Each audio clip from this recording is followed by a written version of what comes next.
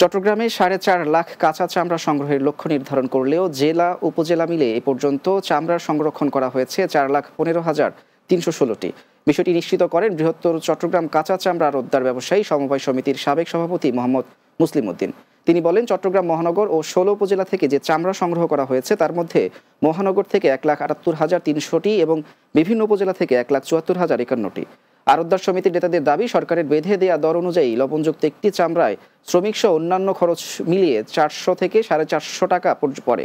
মৌসুমী ব্যবসায়ীরা 400 থেকে 600 টাকা দরে কাঁচা চামড়া কিনে সমস্যায় পড়েন।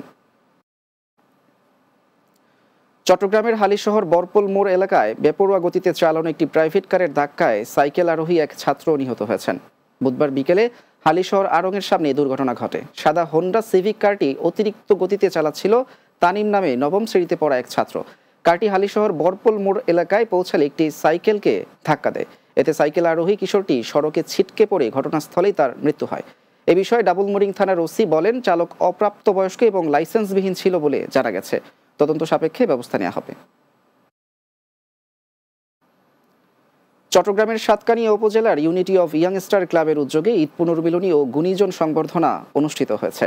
ক্লাবের নিজ কার্যালয়ে অনুষ্ঠানের আয়োজন করা হয়। এতে প্রধান অতিথি ছিলেন চট্টগ্রাম দক্ষিণ জেলা বিএনপির আহ্বায়ক কমিটির সদস্য ও ইউনিটি অফ ইয়ংস্টার ক্লাবের প্রধান উপদেষ্টা শেফায়েতুল্লাহ, চক্ষু ক্লাবের সভাপতি শাহ আলমের সভাপতিত্বে উপস্থিত ছিলেন ব্রাজিল প্রবাসী আব্দুল সবুর, ক্লাবের প্রতিষ্ঠাতা সভাপতি আব্দুল হোসেন সহ অনেকেই।